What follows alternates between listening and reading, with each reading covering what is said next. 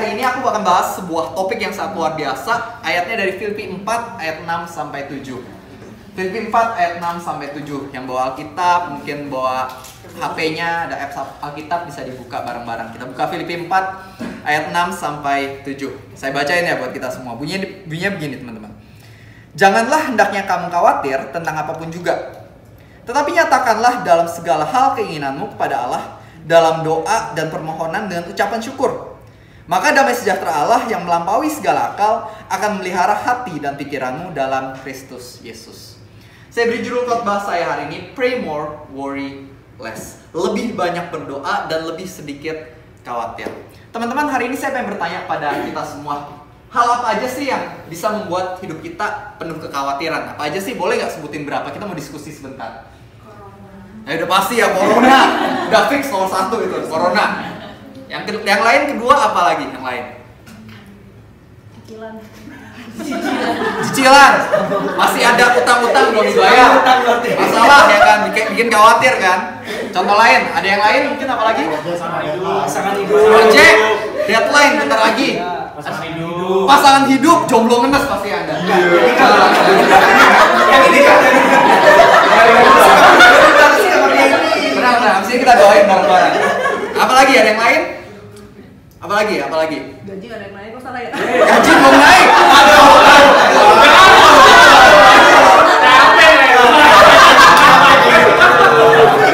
Ternyata banyak banget ya masalah di ruangan ini. Dan saya percaya kalau kita lanjutin listnya mungkin bisa sampai 100. Banyak banget masalah. Kita sebagai manusia itu pasti sewaktu-waktu akan menghadapi masalah. Ada orang yang pernah mengatakan pada saya, Revi, kita itu berada di antara 3 posisi ini. Antara kita berada di dalam badai, keluar dari dalam badai, atau masuk ke dalam badai. Artinya, setiap dari kita sewaktu-waktu pasti punya masalah. Nggak mungkin ada satu orang hidup dari kecil sampai tua, sampai meninggal nggak pernah punya masalah. Nggak mungkin ada. Setiap dari kita pasti punya masalah. Nah, kalau misalnya setiap dari kita pasti punya masalah, gimana caranya kita bisa menjalani hidup ini tanpa perasaan khawatir?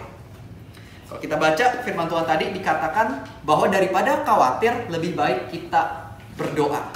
Karena masalah pasti datang, tetapi respon kita terhadap masalah itu merupakan pilihan kita. Kekhawatiran itu merupakan pilihan. Mau khawatir nggak khawatir itu pilihan kita. Di dalam hidup ini ketika masalah datang kita punya pilihan. Mau megang erat kekhawatiran atau iman. Kekhawatiran sama iman itu mirip sebenarnya. Kekhawatiran sama iman sama-sama nggak bisa lihat apa yang ada di depan sana. Sama-sama nggak lihat masa depan, benar nggak? Tapi bedanya, khawatir percaya bahwa hal buruklah yang akan terjadi. Khawatir percaya bahwa masalah kita akan menghancurkan kita. Tapi iman percaya bahwa hal baik yang akan terjadi. Iman percaya Tuhan dapat melakukan mukjizatnya di tengah keadaan mustahil. Nah, kita punya pilihan, mau pegang erat kekhawatiran atau iman. Nah, kalau kita pengen pegang erat iman, caranya adalah kita harus berdoa, teman-teman. Berdoa itu apa sih? Secara sederhana, berdoa itu sebenarnya ada sebuah sarana untuk kita komunikasi sama Tuhan, sama Bapa kita di sorga. Ketika kita berdoa pada Tuhan, sebenarnya kita seperti sedang bercerita kepada Tuhan akan masalah kita dan meminta pertolongan kepada Dia dengan mengatakan, aku percaya Tuhanku lebih berkuasa dibandingkan masalah yang ada dalam kehidupanku. Jadi dalam hidup ini kita punya pilihan. Ketika masalah datang, mau khawatir atau berdoa supaya kita bisa punya iman. Dan hari ini saya akan bagikan 3 poin sederhana aja mengapa kita harus berdoa. Ada amin gak teman-teman dari tadi kayak? Aku jadi bingung nih, kayak ini pada dengerin gak sih? Iya. Pada fokus kali ya, jadi pada hening. Oke. Ada 3 poin sederhana hari ini yang ingin saya bahas. Yang pertama adalah kita berdoa karena kita butuh Tuhan.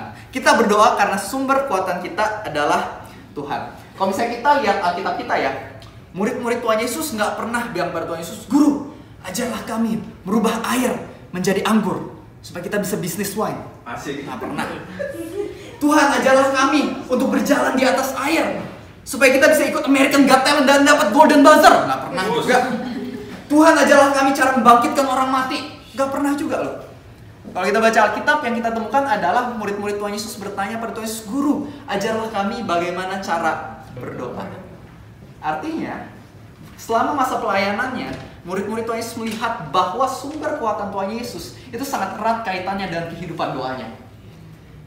Dia bisa menjadi pelayanannya dengan begitu luar biasa karena dia selalu tersambung dengan Allah Bapa di sorga. Kalau kita baca Alkitab, pagi-pagi benar Tuhan Yesus pergi menyendiri untuk berdoa. Artinya Tuhan Yesus melihat bahwa doa adalah sesuatu yang sangat penting. Nah begitu pula dengan kehidupan kita. Kalau kita pengen punya harapan, ketenangan, kekuatan dalam hidup ini, penting buat kita berdoa. Teman-teman, saya pengen nanya, ada yang tahu ini apa? Handphone. Tahulah Kak, pertanyaan bodoh. Iya. Nah handphone ini fiturnya banyak ya. Contohnya bisa buat flashlight, stopwatch, edit video, dengerin lagu, nonton video, main game, tiktokan, ya kan? Banyak sekali fungsinya dari handphone ini. Banyak sekali. Nah tapi gimana kalau misalnya handphone ini, meskipun banyak fiturnya, kita nggak pernah charge. Lama-kelamaan pasti mati. Fungsinya banyak, tapi ketika nggak di-charge, HP-nya mati, nggak bisa buat apa-apa. Fiturnya semuanya jadi nggak ada gunanya. Nah sama halnya dengan kehidupan kita. Kita diciptakan oleh Tuhan dengan banyak potensi, banyak kemampuan, banyak skill, banyak talent. Tapi kalau misalnya kita nggak pernah melekat sama Tuhan, nggak pernah terkoneksi melalui doa, cepat atau lambat pasti kita akan dipenuhi kekhawatiran, dipenuhi ketakutan, endingnya kita nggak bisa melakukan apa-apa. Kalau nggak percaya, Tuhan Yesus bilang di Yohanes 15 bahwa aku adalah pokok anggur yang benar. Dan barang siapa nggak melekat pada aku, dia akan menjadi mati dan kering. Tapi barang siapa melekat pada aku, dia akan berbuah. Artinya teman-teman, di dalam hidup ini, kalau misalnya kita pengen punya kekuatan, ketenangan, harapan, itu semua sumbernya bukan dari diri kita sendiri, melainkan dari Tuhan. Makanya penting buat berdoa di dalam hidup ini. Kalau misalnya pengen menjalani hidup tanpa takut corona, berdoa sama Tuhan. Semakin kamu berdoa, semakin kamu tahu ada Allah Bapa yang sayang sama kamu, semakin kamu bisa berani di dalam menjalani kehidupan ini.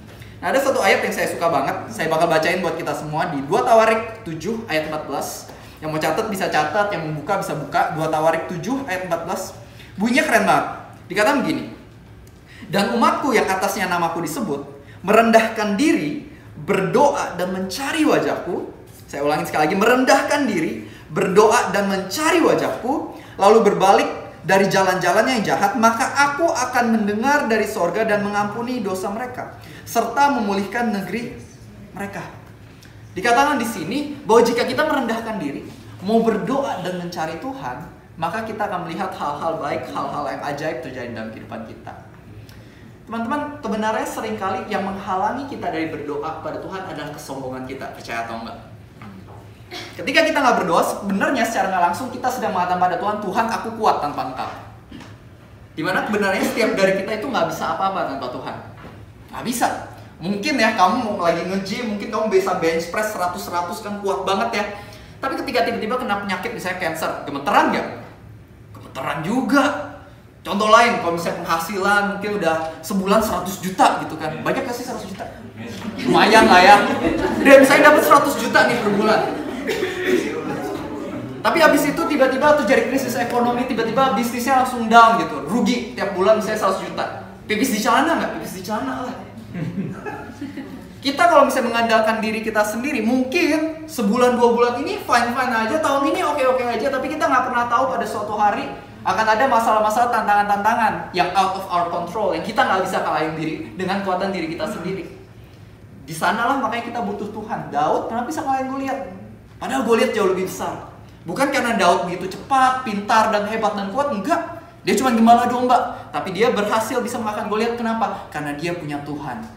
Daud mengatakan pada Goliat, Goliat kamu datang padaku membawa pedang, tapi aku datang padamu dengan Tuhan. Makanya dia bisa mengalahkan raksasa yang dalam hidup kita. Begitu pula di dalam kehidupan kita. Kalau misalnya kita pengen mengalahkan raksasa dalam hidup kita, bangunlah kehidupan doa. Berdoa pada Tuhan, katakan pada Tuhan, Tuhan aku tahu aku gak bisa apa-apa, dengan kekuatanku sendiri aku butuh Engkau di dalam hidupku.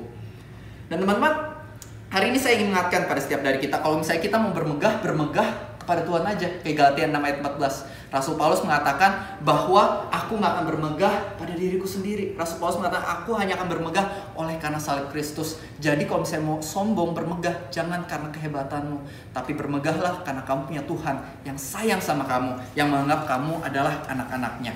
Nah, saya suka banget Yeremia 17 ayat 7 dikatakan bahwa diberkatilah orang yang mengandalkan Tuhan, yang meletakkan pengharapannya pada Tuhan. Mazmur 27 ayat 1 dikatakan bahwa Tuhanku adalah terangku dan keselamatanku. Kepada siapakah aku harus takut? Roma 8 ayat 31. If God is for me, then who can be against me? Alkitab berkali-kali mengatakan bahwa alasan kenapa kita gak perlu takut sama musuh-musuh kita, karena kita punya Tuhan. Maka itu mulai hari ini, marilah kita bangun kehidupan doa yang baik. Ada amin gak teman-teman?